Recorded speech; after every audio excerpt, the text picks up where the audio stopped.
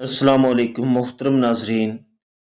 एक दफ़ा सुल्तान सलाहुद्दीन अय्यूबी रहमतुल्लाह अलैहि ने मिस्र के बाज़ार का हाल अहवाल जानने के लिए ताजर का भेस बदला और बाज़ार में दाखिल हो गया। सलाहुद्दीन अय्यूबी ने बाज़ार में दुकानदारों से सूरत हाल और कुछ मालूमात ली और ताजर के रूम में एक बाज़ार के बारे में पूछा और जाकर बाज़ार की एक नुक्कड़ में खड़े हो गए। आपको किसी ने नहीं पहचाना कि इस भेस में मिस्र का सुल्तान सलाहुद्दीन अय्यूबी है। सुल्तान अपनी आंखों से बाजार को बारीक बीनी से देख रहा था कि किस तरह के ग्राहक बाजार में आ रहे हैं, क्या क्या चीज की खरीदो फरोख्त हो रही है, बाजार में ताजरों का ग्राहकों के साथ कैसा रवैया है और किस किस्म के ग्राहक बाजार में खरीदारी कर रहे हैं। अभी सुल्तान बाजार का जायजा ले ही रहा था कि सुल्तान सलाहुद्दीन अय्यूबी की नजर एक नौजवान पर पड़ी, जिसको देखकर सुल्तान की नजरें चंद लम्हों के लिए इस पर जम गईं। वो नौजवान बहुत ज्यादा खूबसूरत और हसीनो जमील था। इसको देखकर ऐसा लगता था कि आज के दौर का यूसुफ है, लेकिन हैरानी की बात यह थी कि वो नौजवान हाथ में एक डिब्बा पकड़े हुए था। इसको देखकर मालूम होता था कि वो नौजवान जूतों की मरम्मत का काम करता है। सुल्तान सलाहुद्दीन अय्यूबी इस नौजवान को बड़े गौर से देख रहा था कि यह नौजवान कहाँ जाता है और क्या करता है। वो नौजवान चलते चलते एक दुकान की कोने पर जाकर बैठ गया, जहां वो बिला नागा रोजाना बैठता और जूतों की मरम्मत का काम करता था, जो कि इसका मामूल था।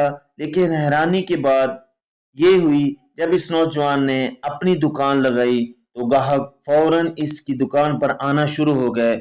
इस नौजवान ने तीन चार ग्राहकों के जूतों की मरम्मत की और जैसे ही इसने दो सोने के सिक्के कमा लिए तो इसने फौरन से अपना सामान समेटा और एक तंदूर वाले के पास गया और चार रोटियां खरीदी और वापस एक सिमत चल दिया। ये सारा मंजर सुल्तान सलाहुद्दीन अय्यूबी देख रहा था। आपने सोचा कि शायद इसको कोई अचानक काम पड़ गया है, इसलिए कि सिर्फ दो सिक्के ही कमा कर चला गया है और बाकी ग्राहक इंतजार में लगे हुए हैं, वो वापस जा रहे हैं। लेकिन जब दूसरे दिन सुल्तान सलाहुद्दीन अय्यूबी दोबारा भेस बदल कर बाजार में दाखिल हुए तो फौरन सुल्तान की नजर इस नौजवान पर पड़ी। नौजवान ने मामूल की तरह जब दो सिक्के कमा लिए तो वो तंदूर वाले से चार रोटियां लेकर एक तरफ चल दिया। ये देखकर सुल्तान को तजस्सुस हुआ और सुल्तान सोचने पर मजबूर हो गए कि आखिर इतना खूबसूरत नौजवान जूतों की मरम्मत का काम ही क्यों करता है। और मजीद हैरान कुन बात यह है कि सिर्फ दो सिक्के ही कमाता है और रोटियां लेकर चलता बनता है। सुल्तान मुअज्जम को यह नौजवान मशकूक लगा और इसके बारे में असल हकीकत मालूम करने की जस्तजू बढ़ गई। जब सुल्तान तीसरे दिन बाजार में आया और नौजवान को मामूल की तरह वही पहले वाला काम दोहराते पाया तो अब सुल्तान को मजीद तजस्सुस पैदा हुआ और तंदूर वाले के पास सुल्तान गया और कहा, मुझे दो रोटियां दो। तंदूर वाले ने दो रोटियां सुल्तान के हाथ में देते हुए कहा कि एक सिक्का दे दो। सुल्तान ने एक सिक्का अदा करते हुए कहा कि यह नौजवान जो जूतों की मरम्मत का काम करता है, ये सिर्फ दो सिक्के ही कमाता है और तुमसे रोटियां लेकर वापस चला जाता है। हालांकि इसका काम इतना ज्यादा है कि वो बहुत ज्यादा पैसे कमा सकता है। इसकी दुकान लगते ही फौरन ग्राहक आना शुरू हो जाते हैं और ये अपने ग्राहकों को छोड़कर सिर्फ दो सिक्के कमाता है और चला जाता है। तंदूर वाले ने कहा, अरे भाई, हमें क्या मालूम, ये नौजवान तो हमें दीवाना लगता है। कई बार इसे हम कह चुके हैं, तुम्हारे ग्राहक वापस लौटकर दूसरे दुकानदारों के पास मजबूरन जाते हैं। तुम अपनी दुकान को वक्त क्यों नहीं देते हो, सिर्फ दो सिक्के ही कमाते हो और चले जाते हो। तो नौजवान आगे से हंस देता है और कहता है कि जितना मुझे चाहिए मैं कमा लेता हूं, मुझे ज्यादा की जरूरत नहीं है। और हमें भी इस बात पर बड़ी हैरानी होती है।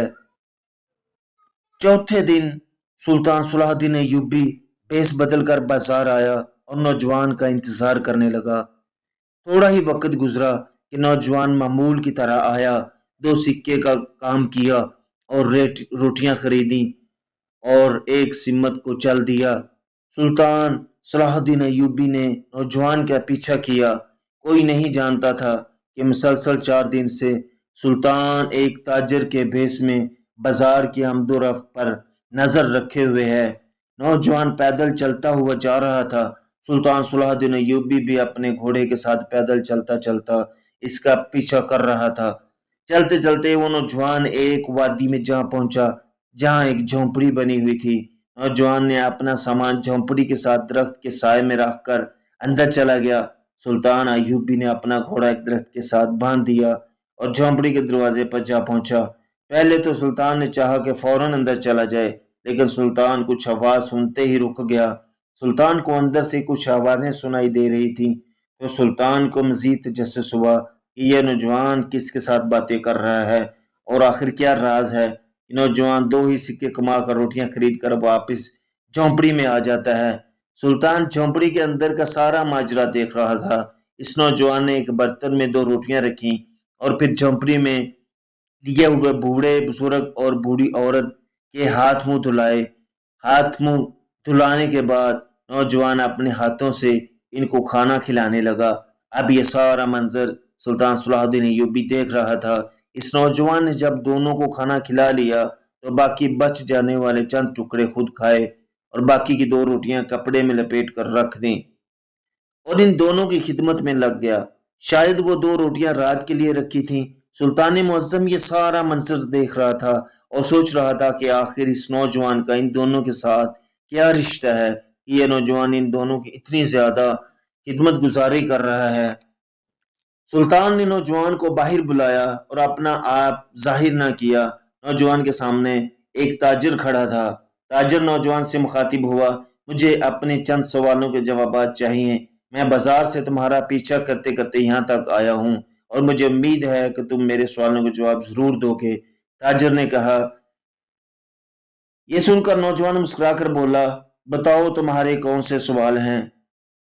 تاجر نے پوچھا، مجھے تم کوئی بہت بڑے عالم لگتے ہو اور بہت زیادہ خوبصورت نوجوان ہو۔ تم یہ جوتوں کی مرمت کا کام کر کے 2 سکے ہی کا کام کیوں کرتے ہو؟ حالانکہ تمہارے گاہک تمہارے انتظار میں ہوتے ہیں اور تم صرف روزانہ 2 سکے کا کام کرتے ہو اور چلتے بنتے ہو۔ یہ سن کر نوجوان نے کہا کہ اس کے پیچھے ایک بہت بڑی کہانی ہے۔ تاجر نے کہا، مجھے بتاؤ گے کہ تمہاری کہانی کیا ہے؟ تو نوجوان بولا، یہ بوڑھا آدمی میرا باپ ہے اور بوڑھی عورت میری ماں ہے اور مجھے سلطان کے وزیر بننے کا بچپن ہی سے جنون تھا۔ میں بڑے بڑے مدرسوں میں پڑھتا رہا تاکہ سلطان کا وزیر بن سکوں، لیکن وقت نے کچھ حالات کا رخ ہی بدل دیا۔ ایک طرف میں جوانی کے سفر کی منزل طے کر رہا تھا تو دوسری طرف میرے ماں باپ جوانی سے نکل کر بڑھاپے کی طرف جا رہے تھے۔ جب میں جوان ہوا تو بڑھاپے نے میرے ماں باپ کو گھیر لیا۔ اب میرے ماں باپ جس نے مجھے بچپن سے لے کر جوانی تک کھلایا تھا، اب وہ کمانے کے لائق نہ رہا، لیکن پھر بھی مجھے سلطان کے وزیر بننے کا جنون تھا۔ بڑے بڑے مدرسوں، بڑے بڑے قاضیوں کے پاس تعلیم حاصل کرتا رہا تاکہ اس قابل بن جاؤں کہ سلطان کا وزیر بن سکوں، لیکن میرے ماں باپ کہتے کہ بیٹا سلطان کا وزیر بننا بہت بڑا عہدہ ہے اور اس کی بہت بڑی ذمہ داریاں ہوتی ہیں۔ ایک غریب کا بیٹا کبھی وزیر نہیں بن سکتا۔ لیکن میں اپنی ماں کو ہمیشہ کہتا کہ میں اپنے سلطان کا وزیر ضرور بنوں گا۔ وقت کے ساتھ ساتھ میرا یہ خواب بھی بڑا ہو رہا تھا۔ ایک دن میں یہی خواب لے کر گلی میں جا رہا تھا کہ آخر میں ایسا کیا کروں کہ میرے کام کا نام ہمارے سلطان تک جا پہنچے اور وہ مجھ سے متاثر ہو کر مجھے اپنا وزیر بنا لے۔ میں گلی کی نکڑ پر پہنچا کہ امام صاحب مسجد میں واعظ و نصیحت کر رہے تھے۔ اے لوگو، اگر تم ایک کام کر لو تو دنیا و آخرت کی ہر چیز حاصل کر سکتے ہو۔ امام صاحب کے یہ الفاظ میرے دل کو جا لگے۔ چند لمحوں کے لیے مجھے ایسا لگا کہ امام صاحب میرے سوال کا جواب دے رہا ہے۔ میں وہیں پر ساکت ہو گیا اور مجھے ایسا لگا کہ میرے قدموں میں آگے چلنے کی ہمت نہ رہی ہے۔ امام صاحب نے فرمایا، اگر تم دنیا اور آخرت میں کامیابی چاہتے ہو تو اپنے ماں باپ کی خدمت کر لو۔ تم اپنے ماں باپ کے غلام بن جاؤ، دنیا تمہاری غلام ہو جائے گی۔ امام صاحب کی الفاظ مجھے ہضم نہ ہوئے اور میں سیدھا امام صاحب کے پاس گیا اور اسے اپنی منزل کے بارے میں بتایا۔ اور کہا کہ اگر میں اپنے ماں باپ کی خدمت کروں تو کیا میں اپنا خواب پورا کر سکتا ہوں؟ تو امام صاحب نے کہا،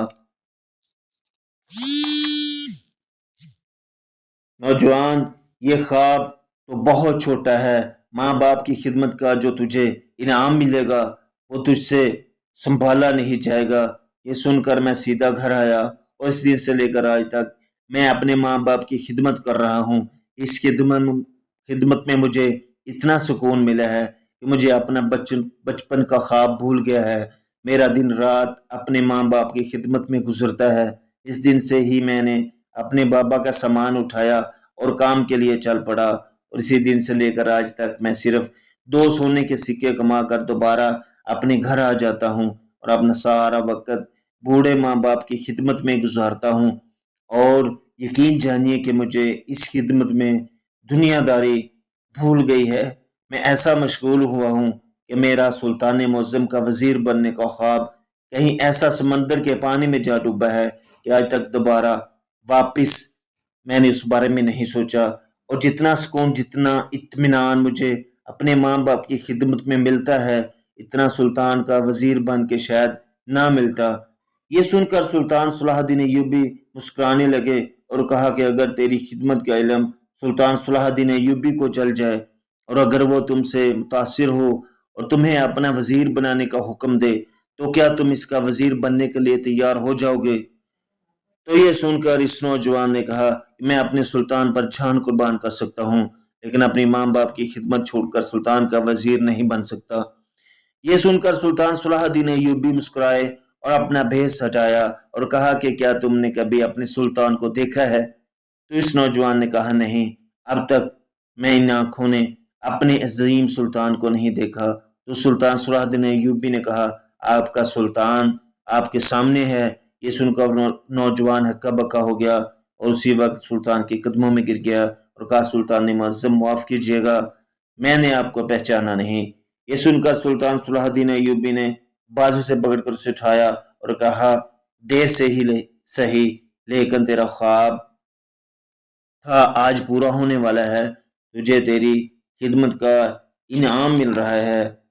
اس نوجوان نے کہا، سلطان معظم، جیسا کہ میں آپ کو بتا چکا ہوں کہ میں اپنی ماں باپ کی خدمت کو چھوڑ کر وزیر نہیں بن سکتا۔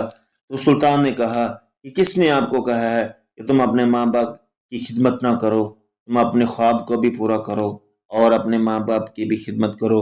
اس کے بعد سلطان صلاح الدین ایوبی نے اس نوجوان کو 1 مہینے کی تربیت کے بعد اپنا وزیر بنا لیا، اور اس نوجوان نے سلطان صلاح الدین ایوبی کے ساتھ کئی جنگوں میں شرکت کی اور کئی فتوحات حاصل کی۔ اور وہ نوجوان جس کا باپ جوتوں کی مرمت کا کام کرتا تھا، اس کا بیٹا ایک دن سلطان کا وزیر بن گیا، اور وہ کوئی عام سلطان نہیں بلکہ سلطان صلاح الدین ایوبی کا وزیر تھا۔ دوستو، یہ تھا ماں باپ کی خدمت کا انعام۔ اگر آپ کو یہ کاوش پسند آئی ہو تو برائے مہربانی چینل کو لائک، شیئر اور سبسکرائب کرنا مت بھولیے گا، تاکہ آئندہ آنے والی سبق آموز ویڈیوز آپ کو بر وقت مل سکیں۔ اپنا اور ارد گرد لوگوں کا بہت خیال رکھیے گا، کیونکہ دنیا اور آخرت کی کامیابی اسی میں ہے۔ اللہ آپ سب کا حامی و ناصر ہو، آمین ثم آمین۔ اللہ حافظ دوستو۔